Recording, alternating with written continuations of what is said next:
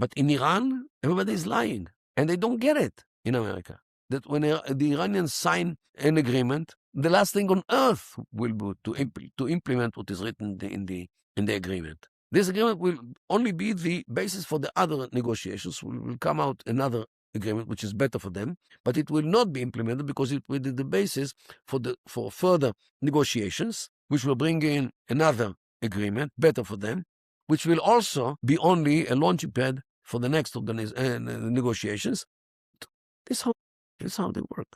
And the world has not yet understood that this is the way how the Iranians negotiate. If you were prime minister right now and you would need to implement your solution, would you dismantle the PA?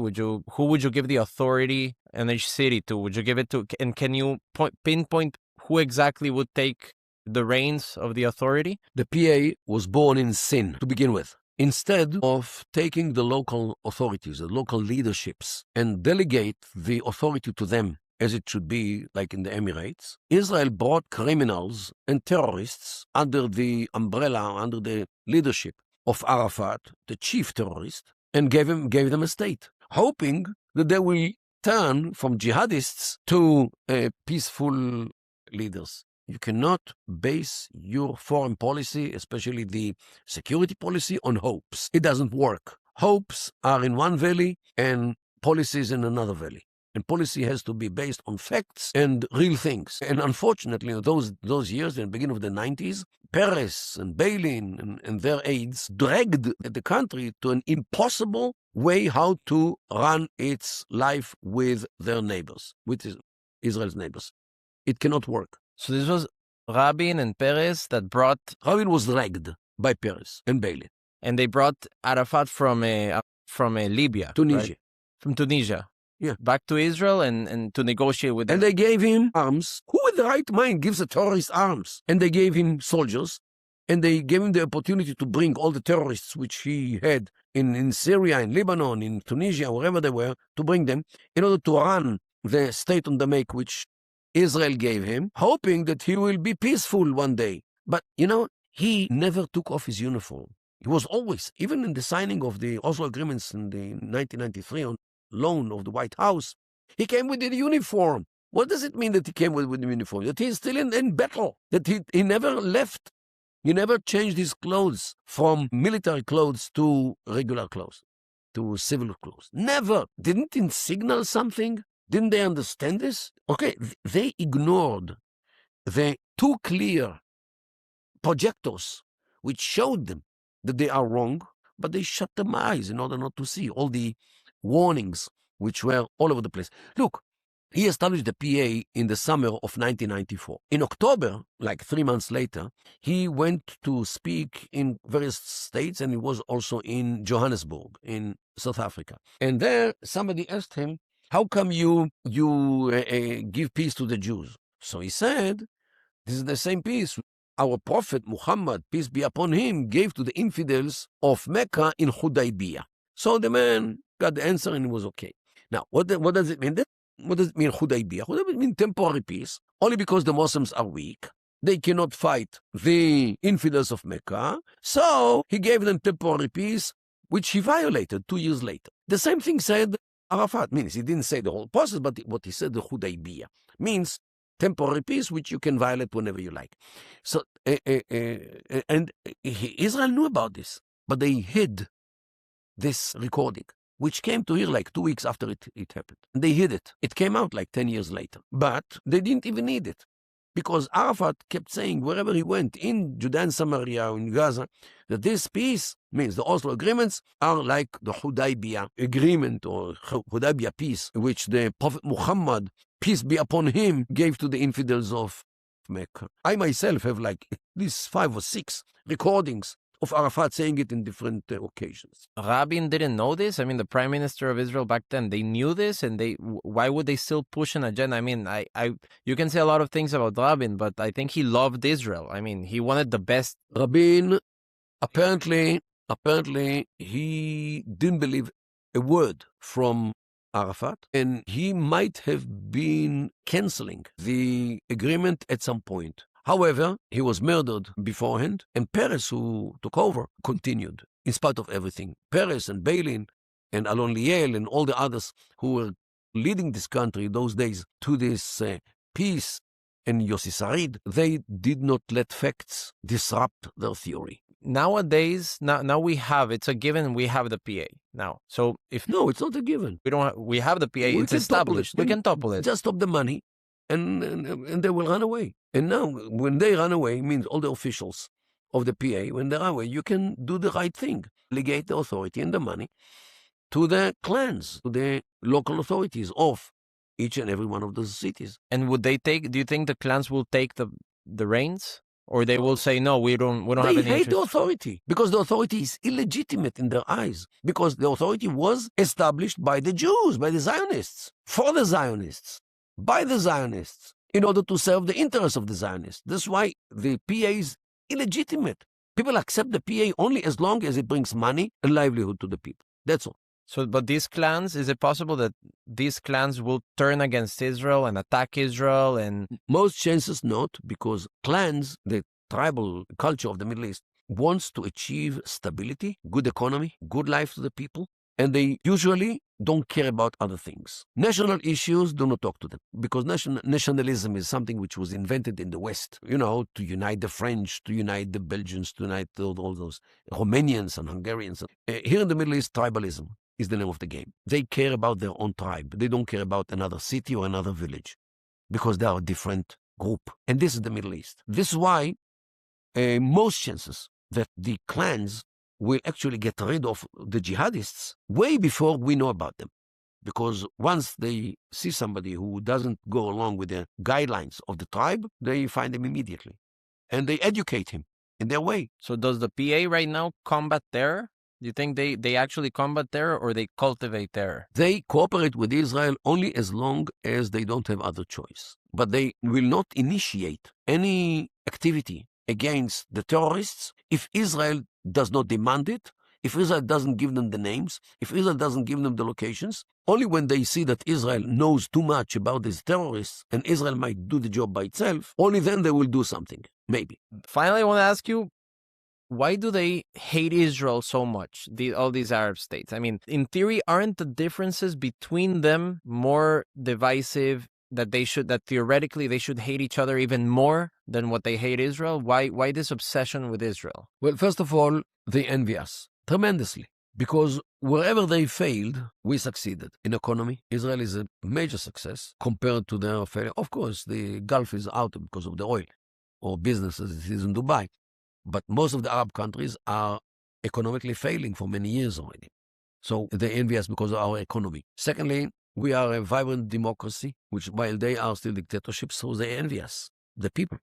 Because here we live in freedom, we can speak, we can say whatever we like, we can publish, we can, do whatever we like with ourselves. And as long as we don't hurt somebody physically, or if we don't incite people to kill somebody. These are things which are not allowed by law, but everything else is allowed for freedom of speech. They envy us for living in such an environment that enables to do whatever we like. Fathers cannot force their daughters to get married in Israel, because as of 18, when the girls go to the army, now she can do whatever with herself, whatever she likes. So do you think actually the people in these states yearn for democracy and for freedom? Is this something that they don't even know that? So it's like, for example, the people in Cuba, they don't know anything else than communism.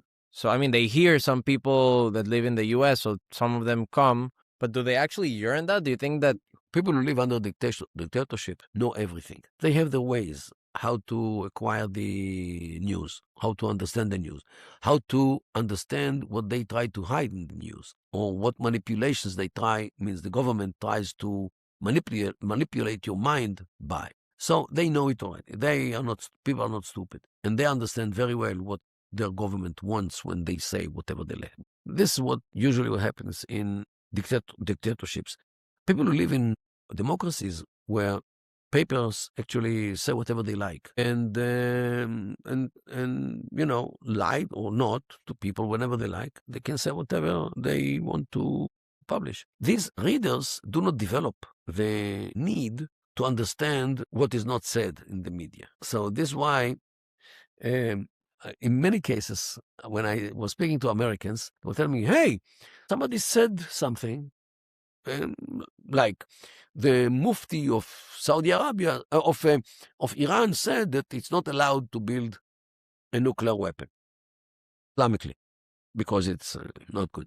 So they said, see, they say that it's not allowed by Islam to produce a nuclear weapon. So why are you so much afraid of it? Okay, they are not aware of the fact that whenever an Iranian moves his lips and his sound could be heard, he's lying, because this is not the situation in America. In America, when people say something to you, they mean what they say, and they say what they mean. Because the government is behind their words. Of course. But in Iran, everybody is lying, and they don't get it in America. That when the Iranians sign an agreement, the last thing on earth will be to implement what is written in the agreement. This agreement will only be the basis for the other negotiations. Will come out another agreement which is better for them, but it will not be implemented because it will be the basis for further negotiations, which will bring in another agreement better for them, which will also be only a launching pad for the next of the negotiations.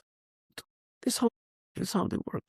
And the world has not yet understood that this is the way how the Iranians negotiate. The U.S., the West is so obsessed with democracy that they want to implement democracy all over the world as if democracy in it by itself is good. I mean, Hamas was elected democratically. Hitler came into power democratically. So who cares about democracy as an ends? Don't we care about democracy as a means to an ends, which is good governance? And do you think the Middle East can work with democracy, or can we have better governance with a dictatorship that governs, properly these areas, and not, a terror group that gets democratically elected? Look, democracy, actually, I would describe it as a cake, which comprised of some ingredients, which are human rights, political freedoms, women's rights, gays and lesbians' rights, freedom of speech, freedom of religion, freedom from religion, freedom of transportation, and freedom of profession, work, and elections.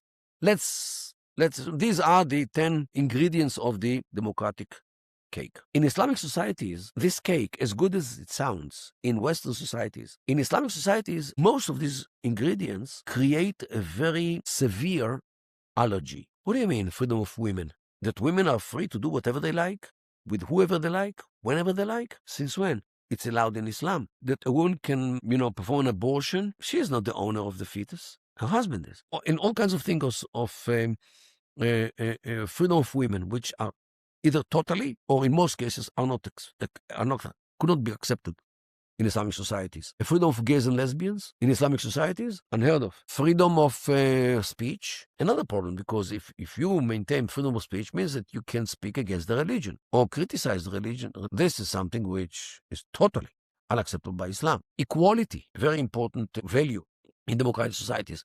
What do you mean equality?